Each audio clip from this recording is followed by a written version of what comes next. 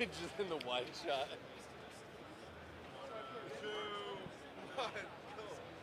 Hello, guys, and welcome to the Condor Blue Live stage. I'm here with Michael Tobin at NAB. How's it going, Michael? It's going great. Thanks for having me. Vegas. It's fun. Vegas again. You know what's crazy about Vegas is the boogers. Do you get boogers in your nose? It's like a lot of boogers. Oh, stepping off the plane, it's just like all the air is just like, everything's and dry. It's just like all the dirt just goes up into your nostrils, and We're from the Midwest. We're used to like some. and then my lips are so chapped right now. Absolutely. I think everyone at the house is smart for like everyone's like, we got the chapstick. Yeah, that's so. If you want to know, if you ever come to Vegas, make sure you bring chapstick. NAB, you can leave the camera at home, but bring the chapstick. Yes, a little bit of moisture always helps. But anyway, speaking of moisture, how are you doing? I am doing fantastic. That's awesome. It's man. always good to be back Yeah. and just having fun. So what's really exciting about having you here, Michael, is that we are friends and we do talk outside of this this environment, and it's been fun to watch over the last year, especially your like kind of shift into just like quick content, relevant content, adding value to people's lives. It feels like your channel has gone through another kind of like renaissance. Would you say you've like learned some new things this year or last year, and like, where are you at on YouTube right now? Absolutely. I feel like everything I've been slowly kind of figuring out both that, every creator kind of tries to find that Venn diagram where it's like, what do you like to make as the creator and what does your audience wants to see? And I have to give huge prop to the wife who's off screen, who helped me figure all that out. She kind of hopped on the past 4 or 5 months to look at analytics and data and be like, hey, this is actually what works. And then I kind of just go deeper into that. And obviously I've landed on a lot of Blackmagic stuff, and Blackmagic created an app for iPhone, and those videos did very well. So it was like the marriage of my two favorite companies making two favorite innovative things. And the Vision Pro too. And then the Vision Pro, and doing everything with that. It's just been an awesome year for innovation in the kind of capturing space, whether that's for professional work or content creation. And yeah, it's just been really fun, and I'm happy that the videos performing well, and it's one thing to like see like, oh, the views are going up, but when you're in a place like this, and I've actually been hearing from people talk about like, oh, like I loved this because it helped me, make this purchase decision or learn how to use this thing that I bought. You kind of see the actual value of creating that video rather than just like, oh, made good views. Absolutely. I love what you're doing because it proves that the model of like making films for YouTube doesn't work. Because it's difficult. YouTube is not a place to watch movies. It's not a place for narrative series. The Vision Pro is. But being yourself on camera and talking about things that you're interested in, adding value to people's lives, it's a social media. It's not Netflix. I know it's replacing Netflix in a lot of ways, but the things that make YouTubers, I think, work really well is when they're fully authentic, fully themselves, and it's not necessarily like the visuals of everything. That being said, you're a professional and you have really good, high-quality audio, great visuals, but I know you've juggled like making films, and I remember one time you did one in Israel with your wife, and you were so stoked about it, like traveling X amount of miles, da-da-da, and then it didn't do well, right? Yeah. But then you did a Blackmagic video that took you 2 hours, and it got like 100,000 views, right? Oh, so like, very much. So what does that tell you?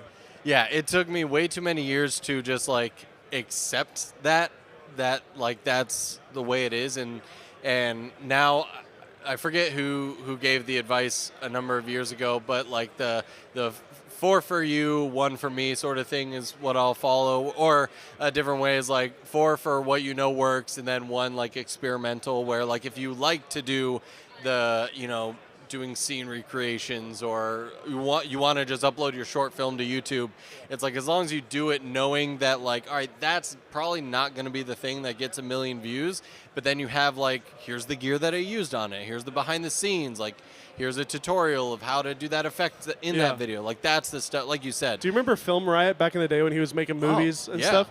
I would notice that his behind-the-scenes videos would get 3 times as many views as the short film. Absolutely. But Josh Yo's over here, I think he's a good example of like, he married the gear review with the film. Yeah. So like Anamorphia and the stuff that he's done is like, he's sort of talking about gear, which is inherently YouTube, but it's wrapped in this like filmmaking thing. And he introduced like the Siri computer Yeah. character. It's storytelling through the medium exactly. of YouTube, which is a very interesting process. And Yeah. it's you know this just as well as anyone, of like finding that marriage and that blend between the two Yeah. is very interesting. And so tell me about thumbnails, because I mean it's a topic that's on my mind a lot recently. And you and I have talked a lot about thumbnails and stuff. And I don't know if any of you guys are watching, or YouTubers or aspiring YouTubers. Like, what's become your like go-to kind of thumbnail philosophy with your content, and even just ideation, I guess, in general? I mean, it's kind of gone hand in hand with the kind of fast that like I kind of have become someone who has this process of like I can make a video very quickly. Like you said, if I can be, it's not always about being first, but I'm trying to find that balance of getting the content out quick, but still having good production value. And so from the thumbnail as well as the video, I will either I'll either pull a still from that, and then as you and I have talked in length about generative fill is because I am not a photo illustration person at all. And so being able to composite quality thumbnails together very quickly has been very helpful. I've gotten lucky, like the other day, my Blackmagic video that did very well, I was able to take the base Photoshop file from a video I did a couple months ago and just replace it with because I did like a rumored Blackmagic video, and then I just replaced it with the real one that came out. So that way I could get it out fast. But cool. I have learned, and I think I love following you on X, Twitter, whatever. I still say Twitter. There have been times where a video, one of those fast news videos, I may bust it out in 2 hours, but then I'll take another 2 hours on a thumbnail because I mean, you know better than anyone, like, what's the point of making a short video, long video, if no one's going to click on it? Exactly. So, and we've been, again, I mean, arguably art. So true. There's two sides to the coin. You could just be pure artist and make for the sake of making, right? So that's an argument for short films or whatever. But as a full-time content creator trying to build a business, that question of like, what's the point? And I'm curious on your opinion on it as well, since you actually do the thumbnails even more, and for multiple creators, is we've been more experimenting in the like replacing thumbnails, like or having 2 or 3 versions ready to go, for sure, and then having those different titles and thumbnail changes and stuff. And I know with your clients, like, do they have you make one, or is it usually like, hey, I need 5 or 10? We've done 3 before with different creators, and you just kind of, if the video's good, if the idea is good, and you kind of know in your gut that it is, being relentless with the packaging until you figure it out. Like, you could probably land on something if the video's actually good, and it's hard to be objective and like remove yourself from the effort. I did that 100 movies thing, and I was so excited about it. But then, like, objectively now, I look back on it, I feel like it was like kind of cringy. But well, it's like the Scorsese. If you're not like wanting to throw up at your project of 6 months ago, then like you're not doing it right or whatever. And so sometimes you have to accept defeat. But being relentless with your packaging and thumbnail title. When I was working with Soundstripe, there were times where we had a video that I knew was like, it was a cool concept, like Ari Alexa versus Venice. I'm like, this should be a good video. And it was a good video, but the packaging wasn't right. And it just kind of blended into the sea of other thumbnails. And then I made a version where it was just the Venice and I think it was Canon. The Venice and the Canon on a white background, and it just said game over. And that's all it said. It was like so super simple. But the simplicity sold it, and the idea itself was good enough. It was, $100,000 Venice versus $5,000 Canon. Well, and we've seen that with like thumbnails from the biggest creators outside of our niche, just in the entertainment world, where like, it's the cliche YouTuber green grass, like infinite green grass. Is like simply making it to where like, everyone has 0.2 seconds to scroll and capture somebody. And obviously we've talked about like the first 5 seconds, but just with the thumbnail and everything, like I feel like with the speed of the video process that I've been trying to make, and also over time you start to learn, oh, what's going to get clicks and not. And so I feel like I finally have, like last time we were on this stage and talking, I feel like I was still figuring out what my style was and what color tones I wanted and how to capture things. But I feel like in the past year, it's like, all right, this feels like a more cohesive kind of message, to where if you pop up in suggested, it's like, oh, that's from the same creator that I enjoy. And I don't know how relevant all this YouTuber talk is to our viewers, just because like it is kind of industry, like, you know, we are YouTubers, so we like to talk about it. But like what you're talking about is adding value to filmmakers and to video professionals. And so like, what is your passion? What is your heart and your focus with your content? Obviously, aside from building your YouTube and building a business, like what's the point of all this? Sure.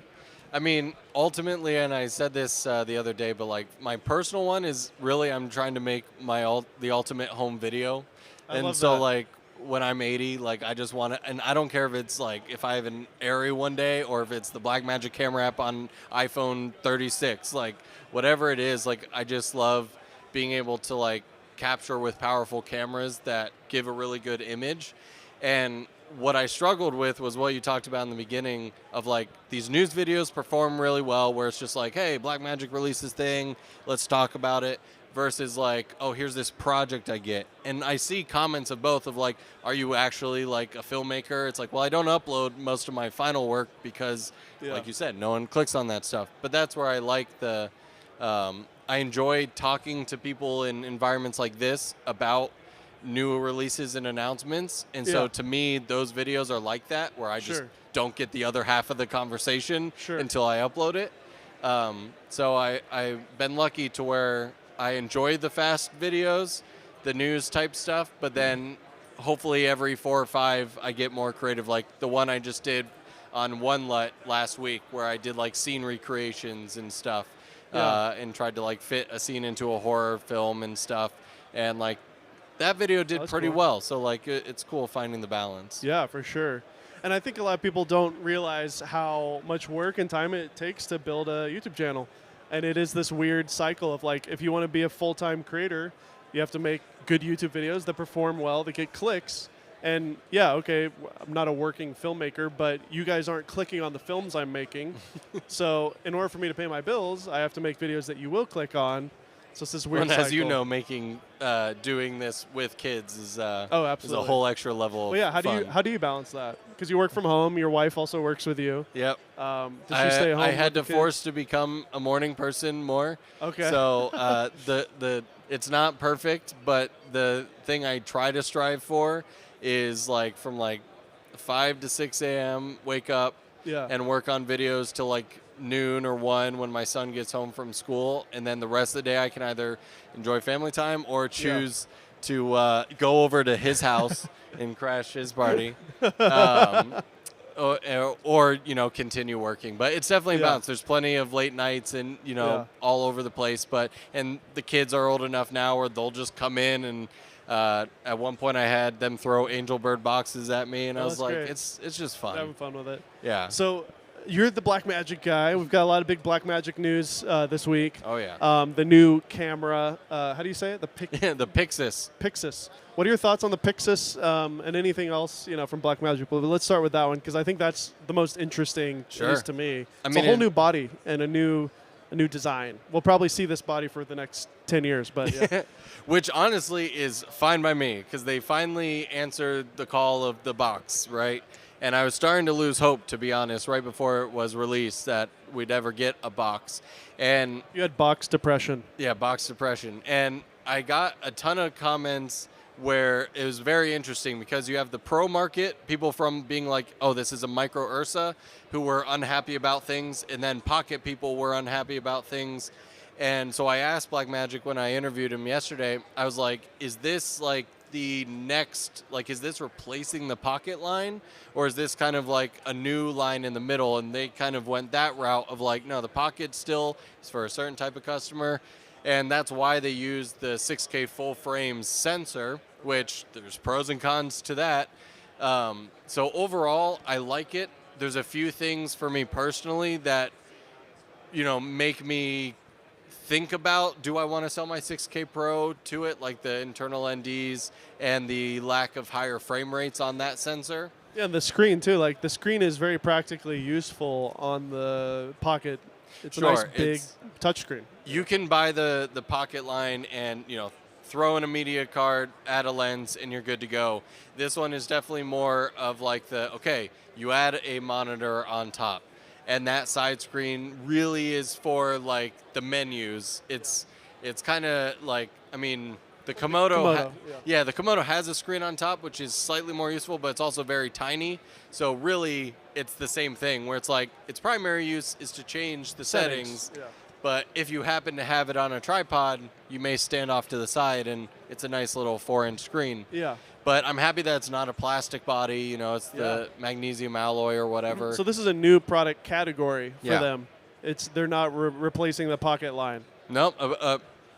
My guess is, like you said, for the next 10 years, we'll probably see a new sensor come out, and there'll be like a Pixis version and a Pocket version is my guess. Cool. And then the Ursa 12K, and then there's a 17K, is that right? Yeah, so the 12K, and I like how Grant, the CEO, put it, that it is the dream camera.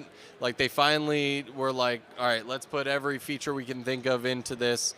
And so there's the 12K, and the 17K will come out later this year, and it's the same camera, just a different sensor option. Good Lord. 17K. And he said in the release that he basically wants to have a option for those who want the IMAX experience, but to have a digital workflow. Okay. So that's kind of the intended purpose of the 17K. But well, who's he targeting? Because Chris Nolan's not going to use that anytime soon. I was going to say, clearly he might as well just said, Chris, call me up. Let's test out this camera. And then who's the cinematographer for Dune 2? What's his name? Oh my gosh. Greg Fraser. Hey, buddy. What's Thank up? you. Yes. Perfect timing. Perfect timing. Well, him or I feel like but he would use an Ari. James Cameron. They're going to use Alexas. But James Cameron likes the innovation of new stuff. So yeah. I feel like maybe, Avatar 5 could be shot on 17K. Yeah, but he's in with Sony big time. That's true. So. That's true. But anyways, I like where his head's at. And I mean the Ursa line kind of, I haven't really thought about the Ursa series in a while. And it's cool. I mean, really they're really diving into the camera to cloud. It's built-in Wi-Fi. Really cool. So it's very competitively. He apologized for making it more expensive, even though it's still a better price deal. He apologized. Yeah, he was like, we had to make it more expensive because we put a lot of really cool stuff in it. Basically what he's saying is like they're not profiting off of it. But that attitude is telling you that they literally had to up it just for sake of production.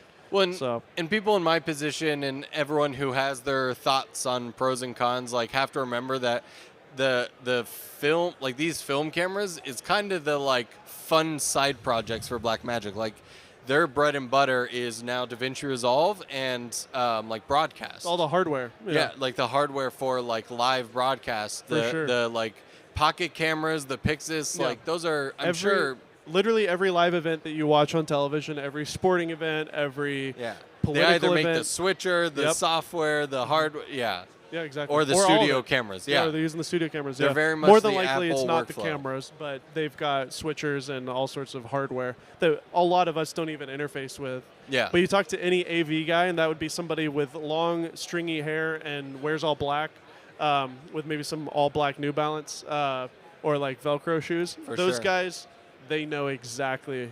Did you describe Lucas? No. But yeah, when I do my recaps of those videos, I'm always just broadcast stuff. That's kind of a different world for me, but sounds cool.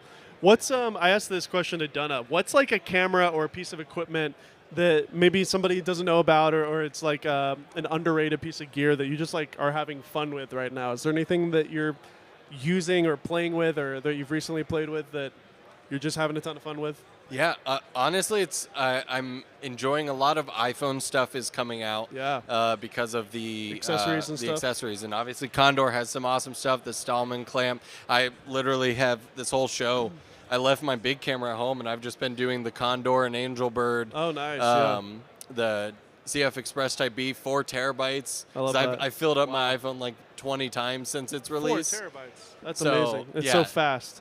This is definitely overkill for like Yeah. everybody, right? But this does. They have an SD version. But this also like gives you kind of peace of mind that like it's gonna be rock solid. You know it's gonna be rock solid, and it just integrates. Like in the past, I've been doing iPhone videos for years, and most of the time it's just like fun. Like I'm just, here's the iPhone 12, and it works. But this is the first year where it's like every single professional project, YouTube video, I've integrated Apple Log, iPhone 15 footage. Amazing. Somewhere, whether it's the whole video or just. I like notice you're using the same LUT all the time. What's it called? One LUT. One LUT. Right? Yeah. You didn't make that? No, it's the company is One LUT, and that's your favorite LUT for Apple right now. Yeah, because they basically worked with Blackmagic pocket cameras and the iPhone to match it to Ari. I forget which Ari LUT, but it's an Ari Alexa that they match it to, which obviously I'm a fan of that look. And so it's a one-click button to make your iPhone look like an Ari. It's amazing. I'm so excited to just, now that Apple has unleashed Apple Log and ProRes 422 and all that. Hopefully we get some more pro features than iOS 18. Yeah.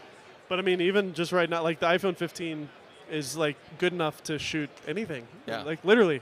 God, if I was 15 right now and could shoot a movie on it, easy. Steven Soderbergh should shoot a movie on it. He's already shot two on the other one. I was going to say, he used, stuff the iPhone 7, which looked terrible. Yeah. All of his movies looked really bad, but it doesn't matter because story is king. So, but 100%. I feel like if he used this camera now, it would look like a real movie. You wouldn't even notice. No, you can absolutely match it. I'm convinced you can match it to almost any camera, and you put it in the right. I've always said, an iPhone in Roger Deakins' hands is way more powerful than an Ari in mine or whatever. And yeah, for sure. Because lighting and set design, those are the things that make things cinematic. Absolutely. But anyways, cool. Well. Yeah. What's one last thing that you could leave with our listeners, something inspirational or like a mistake that you've made that you've learned recently that you could maybe share to help somebody else? I mean, it's come to mind. It's kind of cliche, but it's just like for a number of years now we've been saying like the barrier of entry to get into any sort of space. When you want to be in the narrative world, the content creation world, like if you have a smartphone now, whether it's an iPhone shooting Apple Log or an iPhone 7, like it just start definitely making not stuff. An Android. You can't do anything on Android. Well, Blackmagic camera app, it's again an exclusive for this show. I guess if you're on Android, you can now learn Blackmagic camera app is coming to the Android hopefully in the next couple weeks. I was just joking, obviously, but yeah. The Sony Xperia phones are good. They've got some good. They have the best interface by far of anyone else. So that's my final thing. Okay, so barrier of entry is lower than ever. Also, did you see the Adobe announcement today with the generative? You didn't see it? No. Adobe announced generative fill for video with like instant tracking and everything. So like they showed examples of like they opened up a case, like it was like a heist or something. Yeah. And they opened up the case and there was like 2 coins in there. They just drew a lasso around it, typed entire briefcase full of gold coins, and they just went boom. It motion tracked it perfectly, and or like there was a cable on the ground from the production that got in the way of the set. They just go ahead, remove, gone, add a tie to his shirt. I remember the tie one. But it's better. So, and they're also working with Runway and OpenAI with Sora built into Premiere.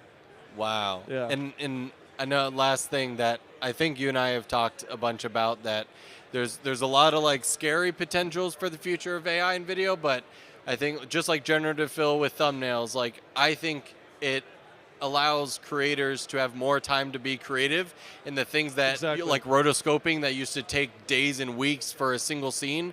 If that can fix that mundane issue, then we have time to just make better stories. Yeah, my mom is not using generative fill to take away people's jobs. Yeah. And there will be those people who do like the low budget stuff and the e-commerce, like just spit it out. But like the true people like what other people make, and that will forever continue to be true. Yeah, you have to have a creative mind behind it to really dictate what's actually good and taste. I think that's the most valuable asset to have in the future. Is like they're going to be hiring people with good taste to like navigate the AI, because the AI can do whatever, but if you don't have good taste to determine this is bad, this is good, then the stuff's gonna look like garbage. So taste makers are gonna be the future creators So it. the best way to do that, consume lots of great art. Yeah. Whether you're looking at literal paintings, listening to great music, or studying some of the best films ever made, you know? Yeah. And Or if you want a potential future job in Hollywood, learn yourself some Unreal Engine, and yeah, for sure. it'd be good. Well, Michael, it was a pleasure to have you on again, as always. Thank you for having me I'm grateful to again. have you as a friend. And where can people find all your stuff? If you search Michael Tobin or at Initial Focus on basically any platform.